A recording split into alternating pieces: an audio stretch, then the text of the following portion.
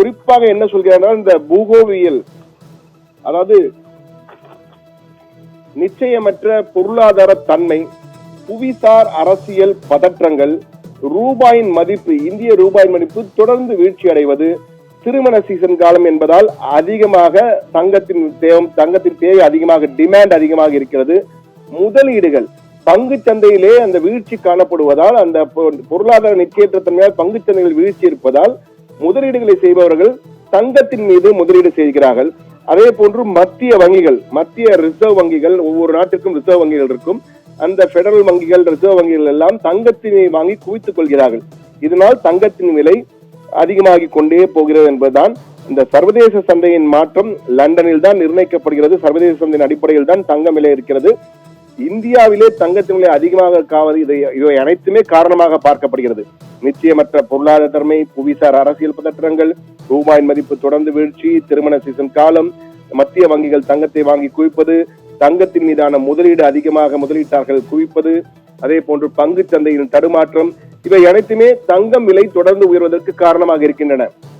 இதிலே திடீரென ஒரே நாளிலே மாற்றம் ஏற்படுமா என்றால், ஜான் மில்ஸ் மார்னிங் ஸ்டார் என்ற அமெரிக்க நிதி நிறுவன வர்த்தக நிபுணர் கூறியது போல உடனே மாற்றம் வருவதற்கான வாய்ப்புகள் என்று மிக மிக மிக குறைவு என்பதுதான் உண்மை, யதார்த்தம். எனவே அவர் சொன்னது போல 38% தங்கத்தின் விலை குறையும் என்பதெல்லாம் தற்போதைக்கு இல்லை என்பது அனைவரும் புரிந்து கொள்ள வேண்டும்.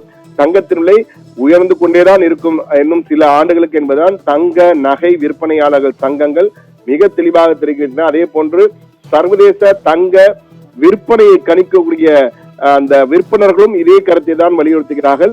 பொதுவாக ஒட்டுமொத்த தங்க சந்தையிலும் இந்த கருத்து தான் எதிரொலிக்கிறது. தங்கத்தின் விலை உயர்ந்து கொண்டுதான் இருக்கும். ஆனால் அவ்வப்போது தங்கத்தின் விலை குறைந்தாலும் ஒட்டுமொத்தமாக பார்க்கும்போது தங்கத்தின் விலையில் தொடர்ந்து உயர்வு மட்டுமே இருக்கும் என்பதுதான் தற்போதைக்கு யதார்த்தமாக இருக்கிறது. அதற்கு காரணம் சர்வதேச அளவில் தொடர்ந்து அந்த பொருளாதார தேக்க நிலை, அமெரிக்க அதிபர் டிரம்பின் அதிரடி கருத்துக்கள், இந்த வரிக்கு வரி, பரஸ்பர வரி விதிப்பு, போர் பதற்றங்கள், யுக்ரைன் வார் தொடர்ந்து கொண்டிருக்கிறது. ஒரு பக்கம் வளைகுடாவிலே போர் பதற்றம் அதிகமாகி கொண்டிருக்கிறது. ஈரானும் அமெரிக்கா மோதுமோ, மூன்றாவது உலக போர் ஏற்படுமோ என பல பதற்றங்கள் காணப்படுவதால் இந்த தங்கத்தின் விலை தற்சமயத்தில் குறைவதற்கான வாய்ப்பு என்று மிக மிக அரிது என்றுதான் ஒப்புக்கொள்கிறார்கள்.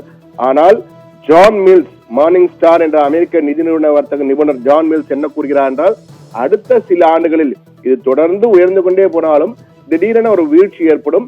அந்த வீழ்ச்சியானது தற்போதைய விலை, அன்றைய விலையிலிருந்து 38 முதல் 40% குறையும் என்று கூறுகிறார். இன்றைய விலையை வைத்து பார்க்கும்போது அது 25,000 ரூபாய் வரை குறைய வாய்ப்பு இருக்கலாம். ஆனால் அது தற்போதைக்கு நடைபெறுவதற்கான வாய்ப்புகள் மிக மிக குறைவு என்று அவரே கூறுகிறார். எனவே தங்கத்தின் விலை தொடர்ந்து உயர்ந்து கொண்டுதான் இருக்கும். அவ்வப்போது கீழே விடும், ஆனால் மீண்டும் உயரும் என்பதுதான் பொதுவான கணிப்பாக இருக்கிறது நேயர்கள்.